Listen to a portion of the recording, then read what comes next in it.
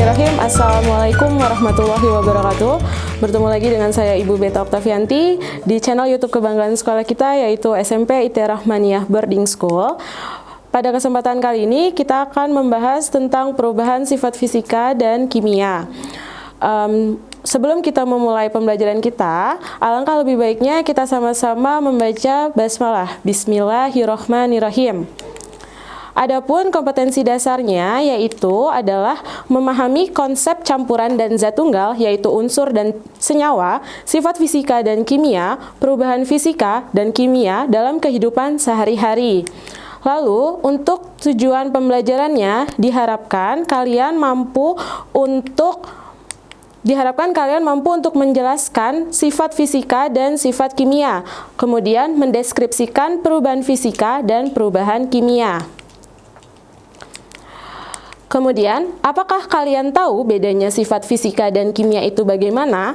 Sebelumnya, kalian tahu, kita harus tahu dulu dong pengertian dari sifat fisika itu bagaimana, sifat kimia itu bagaimana, ya kan?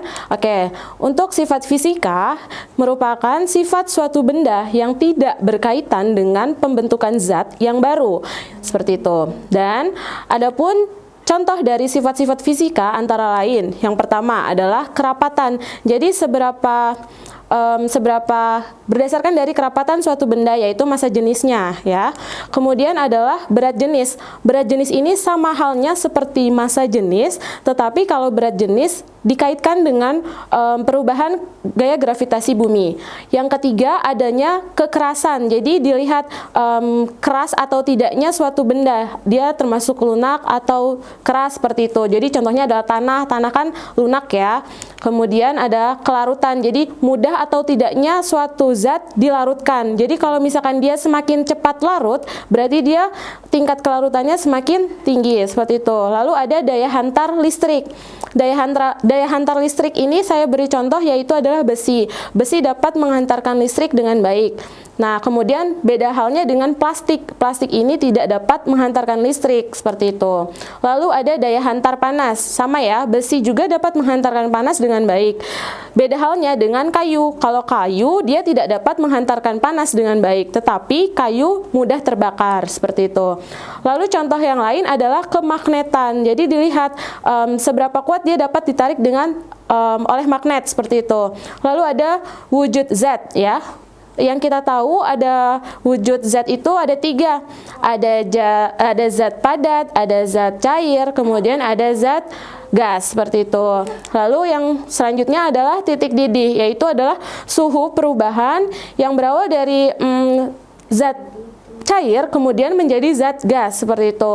Lalu ada titik leleh. Titik leleh adalah suhu perubahan antara dari si benda padat ke benda cair. Lalu ada titik beku. Nah, titik beku ini adalah suhu berubahnya antara zat cair ke zat padat. Kemudian ada warna zat. Ini merupakan contoh dari sifat-sifat fisika. Kemudian kita bahas mengenai sifat kimia.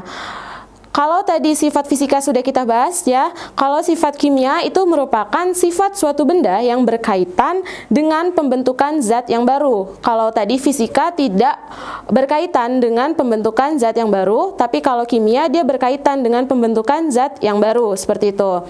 Kemudian di sini ada beberapa contoh dari sifat kimia. Yang pertama ada kestabilan. Kemudian ada daya ionisasi, dia nantinya akan kalian pelajari pada materi asam, basa, dan garam. Kemudian ada keterbakaran, lalu ada kereaktifan. Kemudian zat atau materi bisa mengalami perubahan. Benar nggak sih? Ya kan? Suatu zat tadi ada sifat fisika, ada sifat kimia, itu bisa mengalami suatu perubahan kayak gitu. Nah, kita pelajari pertama yaitu adalah perubahan fisika. Perubahan fisika adalah perubahan yang dialami suatu zat namun tidak menyebabkan zat tersebut berubah menjadi zat yang baru. Jadi dia tidak menghasilkan zat yang baru dan dia dapat kembali ke bentuk awalnya, seperti itu, ya. Lalu contoh-contohnya apa saja? Di sini kita ambil contoh dari perubahan wujud zat. Yang tadi ya, kan wujud zat itu ada 3, ada padat, cair, dan gas. Kalau dari padat ke cair, itu nanti ada proses yang disebut dengan mencair. Kalau cair ke padat, dia ada proses yang namanya membeku. Kemudian dari cair ke gas, dia ada yang namanya menguap. Kemudian ada gas ke cair, dia disebut dengan mengembun. Kemudian dari gas ke padat, dia disebut dengan mengkristal atau dekomposis. Mengkristal. Kemudian dari padat ke gas, dia disebut dengan menyublim. Di sini ada ilustrasi, yaitu ada sebuah gelas yang ketika es batunya dia mencair, karena kalian tahu dong pasti kalau es batu kan berasal dari air, ya kan.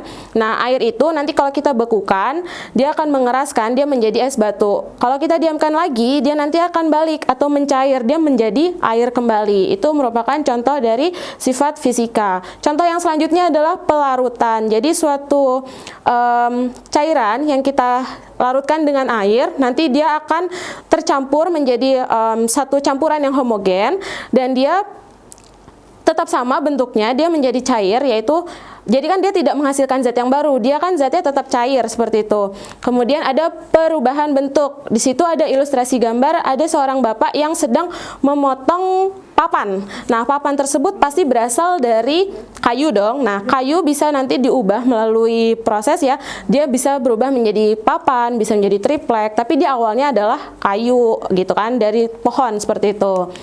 Lalu ada perubahan kimia, ada perubahan fisika, ada perubahan kimia. Nah, perubahan kimia yaitu adalah perubahan yang dialami suatu zat dan menyebabkan zat tersebut berubah menjadi zat yang baru. Kalau tadi fisika dia tidak menghasilkan zat yang baru, kalau kimia dia menghasilkan zat yang baru. Nah, di sini ada ciri-ciri perubahan kimia. Apa saja? Yang pertama, ada pembentukan gas gitu ya. Ada pembentukan gas. Nanti di sini ada contohnya di karbon dioksida seperti itu.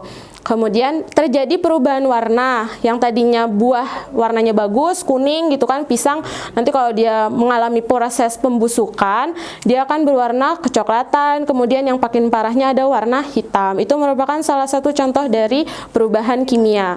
Yang ketiga adalah terjadinya perubahan suhu gitu kan, yang tadinya dia panas, dia bisa menjadi dingin ketika nanti kita bekukan. Contohnya tadi es batu tadi ya. Lalu ada terjadinya endapan seperti itu. Lalu di sini ada contoh-contoh dari perubahan kimia. Salah satunya adalah pemasakan, ya. Kenapa pemasakan? Jadi pemasakan ini saya ambil contohnya adalah ketika kita melakukan masak. Di situ ada pemasak nasi, ya kan? Nasi berasal dari beras. Nah, beras tersebut kita masak menjadi nasi. Nah, nasi nanti nggak bisa balik lagi menjadi si beras gitu. Itu merupakan salah satu contoh dari kimia. Karena kan tidak bisa kembali ke bentuk awal atau suatu zat yang sebelumnya seperti itu. Lalu ada pembakaran. Kemudian pembakaran di situ ada gambar pohon ya, pohon yang sedang dibakar. Nanti pohon itu hasil dia bakar, dia akan menghasilkan zat baru yaitu arang ataupun abu. Dia nggak bisa balik lagi ke pohon kayak gitu. Lalu ada perubahan karena fotosintesis ya. Jelas sekali di sini. Dia ada di sini ada air. Air nanti bergabung dengan karbon dioksida. Nanti dengan bantuan cahaya matahari, dia akan menghasilkan energi serta oksigen. Itu merupakan salah satu contoh perubahan kimia. Lalu ada contoh lain yaitu adalah perkaratan. Karena kan di sini perkaratan ya, yang tadinya besi berwarna silver, dia ditandai dengan perubahan warna. Nah, perubahan warna di situ ya berwarna jadinya merah kecoklatan atau coklat seperti itu. Dia salah satu contoh dari perubahan kimia juga. Nah, gimana sih caranya supaya kita tidak mengalami si perkaratan ini pada besi? Dengan cara salah satunya adalah pengecatan. Kedua, melapisi dengan minyak atau pelumas. Nah, yang ketiga dilapisi dengan plastik, bisa ya. Kemudian contoh selanjutnya adalah pembusukan. Tadi sudah saya singgung di awal pembusukan. Jadi yang situ ada ilustrasi gambarnya tentang buah pisang ya kan, buah pisang warna kuning tuh yang paling ujung sebelah kiri kalian itu buah pisang ya kan. kanan ya, itu berwarna kuning, kuning bagus. Nanti ketika didiamkan lama-lama dia akan ada bantuan oksigen seperti itu. Nah, nanti dia akan berubah warna sedikit-sedikit, warnanya berubah menjadi coklat, coklat banget, terus sampai paling parah dia berwarna hitam. Itu kan ditandai juga dengan perubahan warna. Itu contohnya dari perubahan kimia juga. Contoh yang terakhir adalah fermentasi ya. Jadi fermentasi itu adalah dari organisme yang digunakan untuk menghasilkan yang menguntungkan lah, seperti itu ya kan. Nah, contohnya itu saya mengambil contoh pembuatan tape singkong. Nah, tape singkong kan berasal dari singkong. Singkong itu kan kayak keras gitu toh. Nah, nanti ketika dia difermentasi dengan bantuan bakteri, dia akan melunak ya, seperti itu, melunak. Nah, nanti si tape singkong nanti dia nggak bisa balik lagi ke bentuk awal singkong kayak gitu. Jadi ini merupakan salah satu contoh juga dari perubahan kimia. Jadi intinya pada pembelajaran kali ini, kalau perubahan fisika dia nanti tidak menghasilkan suatu zat yang baru, tapi kalau kimia dia menghasilkan suatu zat yang baru. Lalu ditandai apa kalau perubahan kimia? Kalau perubahan kimia tadi perubahan warna, perubahan rasa, kemudian suhu, ada ketergantungan dengan gas, kayak gitu ya. Lalu semoga materi pembelajaran kita kali ini dapat bermanfaat oleh kalian, diterima kalian dengan baik.